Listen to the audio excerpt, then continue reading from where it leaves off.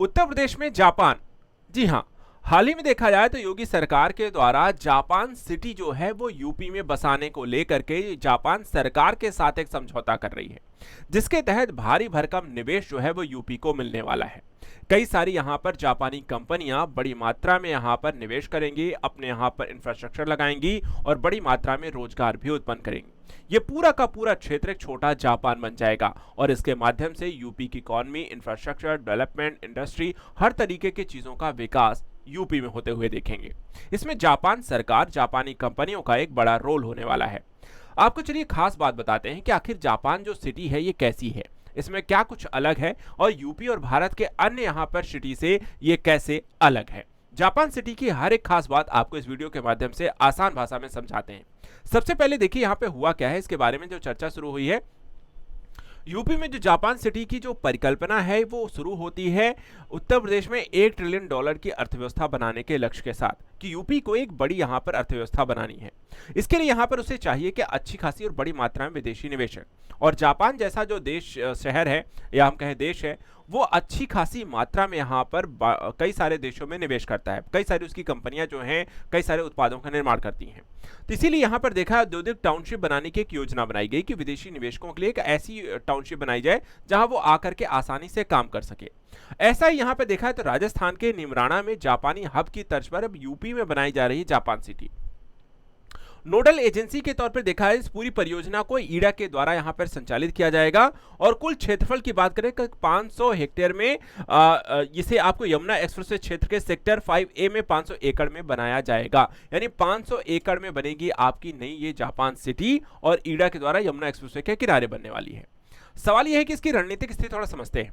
Japan जो city है, Japan city आपको एयरपोर्ट से, जेवर एयरपोर्ट जो बना हुआ है यूपी का, ये 10 से 12 किलोमीटर की दूरी पर ही बनाया जा रहा है। मात्र 15 मिनट में जापान सिटी से, मतलब यानी कि जेवर एयरपोर्ट पर उतरिए और वहां से आपको 15 मिनट में आप जापान सिटी आ सकते हैं। और एक्सप्रेसवे लिंक की अगर हम बात करें तो यहाँ पर आपको सीधे 6 लेन का यमुना एक्सप्रेसवे जुड़ा हुआ है, और जो दिल्ली, ग्रेटर आगरा, ग्रेटर नोएडा और आगरा से यहाँ पर सीधे सीधे से कनेक्टिविटी भी प्रोवाइड कराता है। यानी कि जो जापान सिटी टाउनशिप है वो आपको एयरपोर्ट से लेकर के यमुना एक्सप्रेसवे की बेहतर कनेक्टिविटी देता है, और दिल्ली के साथ साथ आगरा, नोएडा जैसे क्षेत्रों को भी कनेक्ट कर देता है।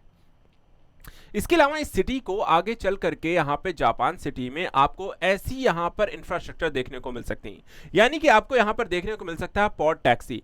पोर्ट टैक्सी यानी कि जेवर एयरपोर्ट से लेकर के आपको जापान सिटी तक आने तक, फिल्म सिटी के लिए यहाँ पर आप छोटी छोटी इस तरह के पोर्ट टैक्सी जो आधुनिक यहाँ पर आपको टैक्सी के स्वरूप के तौर पर देखने को मिल सकती हैं। इसके अलावा RRTS कनेक्टिविटी यानी दिल्ली, गाजियाबाद, मेरठ रैपिड रेल जो है उसको कनेक्ट किया जाएगा जापान सिटी से। और तीसरा यहाँ पर DFC कनेक्टिविटी यानी कि चोला एक रेलवे स्टेशन बनाया जा रहा है, उस चोला रेलवे स्टेशन से यहां पर आपको डेडिकेटेड फ्रेट कॉरिडोर से इसे कनेक्ट कर दिया जाएगा, ताकि सामानों की आवाजाही भी तेजी से एक स्थान से दूसरे स्थान, यानी कि जापान सिटी में अगर कुछ मैन्युफैक्चर्ड होता है तो वहां पर इस ट्रेन के माध्यम से देश के अन्य शहरों में या विदेशों में यहां पर उसे हम सेल कर सकेंगे। इसका मुख्य उद्देश्य और विजन क्या है? देखिए यहाँ पे जो जापान सिटी यूपी में बसाई जा रही है उसमें यहाँ पे प्लग एंड प्ले इकोसिस्टम के तौर पे, यानी कि जापानी कंपनियों को बना बनाया इंफ्रास्ट्रक्चर देना, वे बिना किसी प्रशासनिक देरी के सीधे आकर के फैक्ट्रियों में काम करना शुरू कर सकें।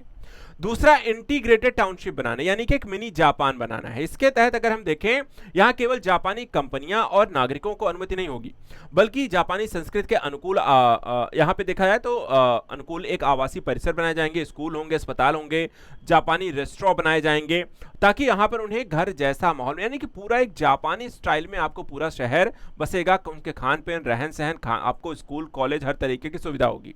इसके अलावा फोकस सेक्टर्स होंगे, यानी कि भविष्य की तकनीक पर ज्यादा फोकस होकर के काम करता हुआ ये जापान सिटी आपको करता हुआ दिखाई देगा, जिसमें इलेक्ट्रॉनिक्स हो गया, सेमीकंडक्टर हो गया, आर्टिफिशियल इंटेलिजेंसी हो गई, ग्रीन एनर्जी हो गया, इलेक्ट्रिक व्हीकल्स हो गए, ये सारी चीजें आपको यहां पर बनती हुई दिखाई देंगी।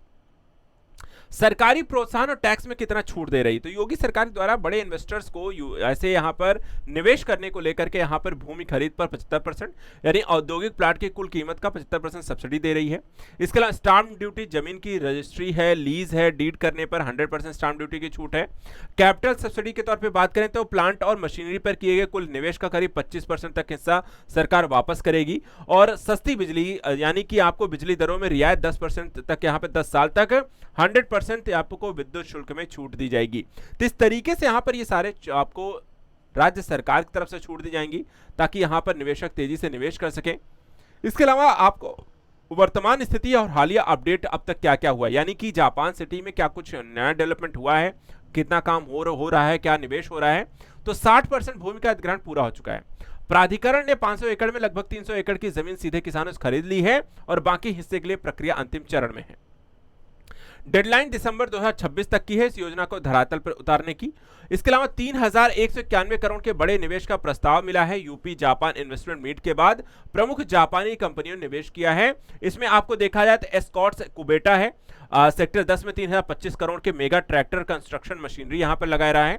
दूसरा यहां पर स्पार्क मिंडा है जो कि आपको ईवी पार्ट्स के लिए यहां पर 166 करोड़ का आपको निवेश करेगा, 1066 करोड़ का निवेश करने वाला है। इसके अलावा विशेष कदम है जापानी निवेशकों के लिए यामानाशी जापान डेस्क बनाई गई है। स्थानीय युवाओं को जापानी कंपनियों में नौकरी देने के लिए सरकार जापानी भाषा की भी मुफ्त ट्रेनिंग यहां पर दे रही है। तो इस तरीके से यहां पर आपको मिनी जापान जो होगा वो आपको यूपी में इस तरीके से डेवलप होता हुआ दिखाई दे रहा है। सवाल यह है कि यूपी की अर्थव्यवस्था को जापान सिटी जैसी बनाने से फायदा क्या है। देखिए यहां पे जापान सिटी अगर बन जाती है तो एफडीआई ग्लोबल रैंकिंग में एक उछाल देखने को मिलेगा, यानी कि जापान सिटी के माध्यम से यूपी में अरबों डॉलर का प्रत्यक्ष विदेशी निवेश होगा और उत्तर प्रदेश देश के टॉप 3 एफडीआई गंतव्यों में से एक बन जाएगा।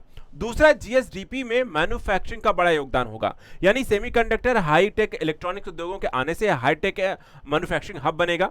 इससे राज्य के सकल घरेलू उत्पाद को भारी मजबूती मिलेगी। तीसरा, देखा तो बड़े पैमाने पर रोजगार राजस्व उत्पन्न होंगे, करीब 10,000 से ज्यादा रोजगार और फैक्ट्रियां चालू होने के बाद राज्य को एसजीएसटी और कॉर्पोरेट टैक्स के रूप में हजारों करोड़ मिलेंगे। इसके बाद स्थानीय व्यापार को बड़ा लाभ होगा, यानी कि आपको जापानी बड़ी कंपनियों को कलपुर्जों की सप्लाई करना होगा, तो वो जो छोटे स्थानीय उद्योग हैं उससे यहां पे सप्लाई की जाएगी। साथ ही रियल एस्टेट और इंफ्रास्ट्रक्चर को बूम मिलेगा। इसके अलावा वैश्विक ब्रांड वैल्यू निवेश का भरोसा बढ़ेगा कि यहां पर आपको देखा जापान जैसी वैश्विक महाशक्ति के निवेश के आने के बाद दक्षिण कोरिया, जर्मनी, अमेरिका निवेशकों को भी यहां पर उत्तर प्रदेश में बिजनेस करने और निवेश करने के लिए आकर्षित किया जा सकेगा। तो ये सारा कुछ है जो फ्यूचर रेडी एक उत्तर प्रदेश जो कि आगे चल करके इकोनॉमिक बूस्ट, $1 ट्रिलियन इकोनॉमी के लक्ष्य को हासिल करना हो, यहां पर विश्व की सबसे बड़ी अर्थव्यवस्थाओं में से यहां पर देश को एक करना हो, उसमें यूपी का रोल एक अहम होने जा रहा है और जापान सिटी यहां पर उसका एक बड़ा रोल अदा करेगा। ऐसे यहां पर इंपॉर्टेंट करंट अफेयर्स के लिए चैनल को सब्सक्राइब करके रखें। Thank you so much and good luck.